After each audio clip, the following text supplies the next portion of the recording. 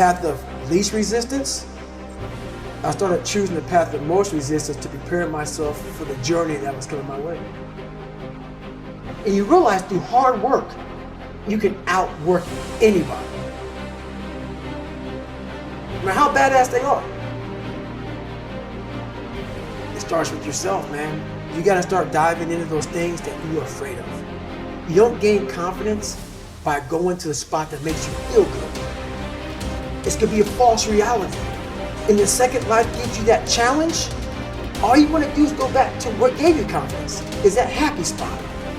No, what gave me confidence was spending years at a kitchen table trying to learn how to read and write on my own. Realizing I can't learn the way you learn. I can't, but I can learn. What gives you confidence, not being afraid, is overcoming the fear. That's what gives me confidence, is facing these things, overcoming them. And maybe not overcoming them every day, but facing them. And facing them, facing them. Pretty soon like this, you know what, man, this is where it's at. It's not in that comfort zone. It's in the discomfort zone is where my confidence is getting built. That's where it's getting built. Happiness, peace, enlightenment, it's all up here, man. It's all up here. It's all up here. You just gotta go and face it. And that's the hard part. The physical standard is not what they need to meet. It's a mental standard you must meet in life. That's how I live my life. I now know that there is no cap on the human mind. There's no cap. We cap it ourselves. When most people quit, I just started. And when you take that mindset and you learn to flip that around, that's what made me powerful. And my body followed. And so I said, I'm gonna do this. I'm gonna give myself a challenge every single day until the fear goes away. That's right.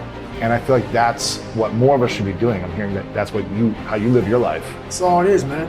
And it helps me feel so much more confident. When you overcome that fear of saying this doesn't have control over me anymore. That's right. It's like you can be at such more peace. A lot of us speak in hollow words. I used to speak in hollow words. I don't do it anymore. Everything that comes out of my mouth has substance. It's real. We all have these feelings in our bodies, in our minds, in our souls. I act on mine. A lot of us who are afraid of something, we allow our minds to choose the path of least resistance, so we go a different route. And I'm afraid of something that's telling me you must do that. Life is one big mind game, and you're playing it with yourself. And you cannot lose perspective of where you've come in life.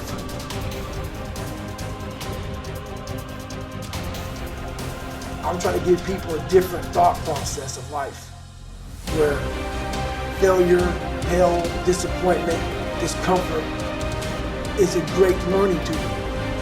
And many people don't understand that, but it's these few moments in life that you have. Like for me, I always talk about it, Rocky 1, round 14. That 1 2-minute and 13-second clip of Rocky getting up when Apollo knocked him down.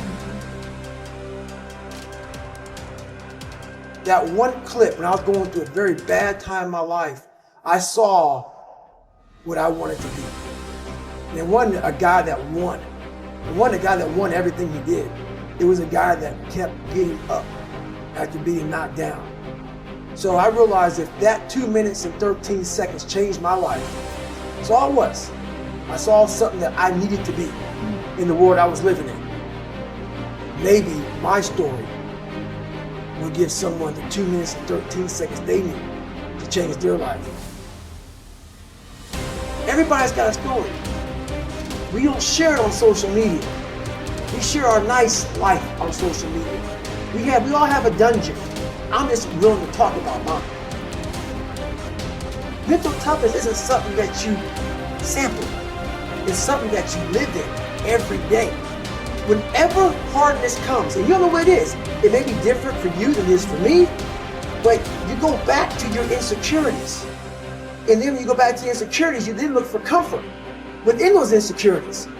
And we all look for that cookie that your mom used to give you when you were sad, when you were sick. We look for our wife or our husband. We look for comfort. It's in those moments you must retrain your mind to think differently in hell. The mental standard is you must know how far you've come.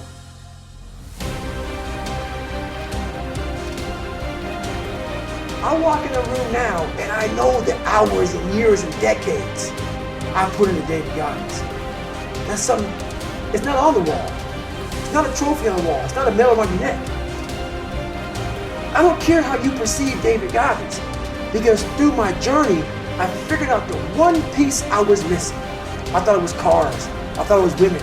I thought it was money. I thought it was everything.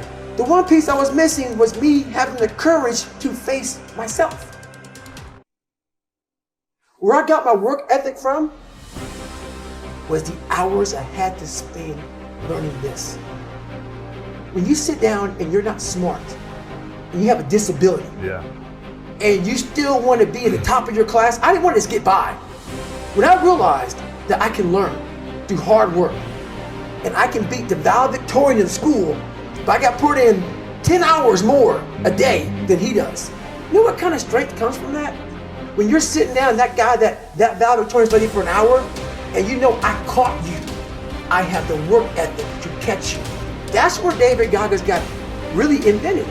Was at a kitchen table with 20 spiral notebooks that were empty, and then they were full. And when you can go through that, I still have them in my storage unit. You go through these spiral notebooks of your life, and you're like, this is how I learned. This is unbelievable. It wasn't until I got real sick and my life got real quiet. I went from running 205 miles in 39 hours to I couldn't get out of bed. My life was taken from me.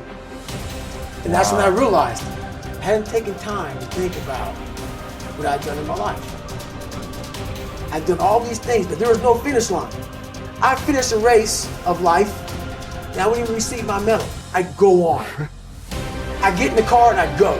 When I started figuring out life, that I was leaving so much in the tank. Once I realized, my God, man, I was this dumb, fat kid being bullied, and now I'm a 180-pound person, lost 106 pounds in less than 3 months. Learn to read, learn to do this, learn to do that. I was like, I need more. I was fueling my mind and everything. And I never took time to say, my God, you came from this hell, and you're here. I had come 8,000 miles from where I started. But if you never know that, you're still in the $7 a month place. So it's that quiet place. It's that place by yourself. It's those hours and years and decades by yourself in the grip of life. When life has you by the throat and choking you out, and you're sitting there calm because you're trying to figure it out. You're not panicking. You're not quitting. You're not throwing in the towel. You're saying there's a way around this.